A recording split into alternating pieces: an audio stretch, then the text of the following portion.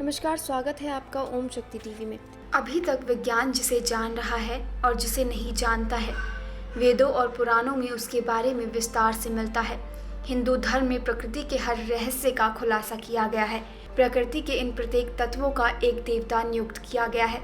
तत्वों के कार्य को मिथकीय रूप से देखकर समझाया गया है, जिसके चलते कहीं कहीं ये भ्रम भी होता है कि क्या ये देवता है या कि प्राकृतिक तत्व, लेकिन इसमें भ्रम जैसा कुछ भी नहीं। अच्छे से समझने पर यह भ्रम मिट जाता है। देवता अलग और प्राकृतिक तत्व अलग और परमपिता परमेश्वर अलग है, लेकिन ये सभी एक दूसरे में गुथे हुए हैं। जैसे आत्मा और शरीर अलग अलग होने के बावजूद एक दूसरे से जुड़े हुए हैं, इस तरह शरीर को ही आत्मा समझने की भूल अक्सर सभी उसी तरह से करते हैं जैसे प्राकृतिक तत्वों को देवता समझने की भूल करना। 7 लोक हैं। पहले 3 भूलोक, भूर्लोक और स्वर्गलोक।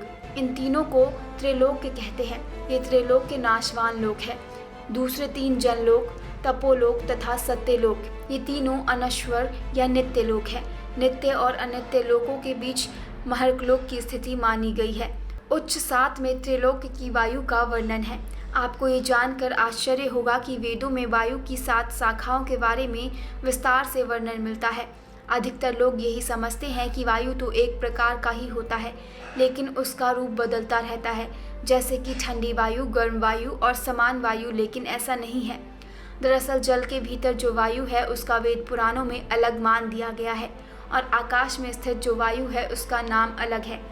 अंतरिक्ष में जो वायु है उसका नाम अलग और पाताल में स्थित वायु का नाम अलग है। नाम अलग होने का मतलब ये है कि उसका गुण और व्यवहार भी अलग है। इस तरह वेदों में 7 प्रकार की वायु का वर्णन मिलता है। सबसे पहले प्रवाह।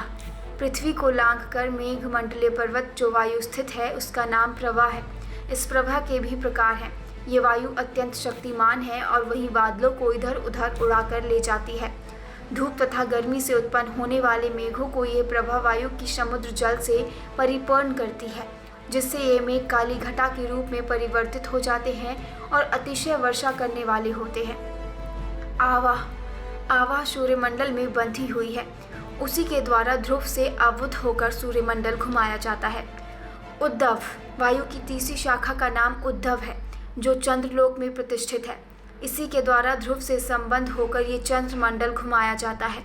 संवाह। वायु की चौथी शाखा का नाम संवाह है, जो नक्षत्र मंडल में स्थित है।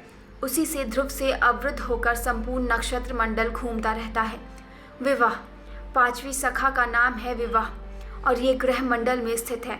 उसके ही द्वारा ये ग्रह चक्र ध्रुव से संबंध होकर घूमता रहता है। परिवाह।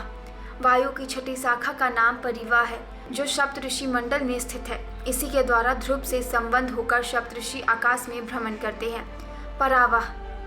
वायु के 7वें स्कंध का नाम परावाह है, जो ध्रुव में आवृत है। इसी के द्वारा ध्रुव चक्र तथा अन्यान्य मंडल का एक स्थान पर स्थापित रहते हैं।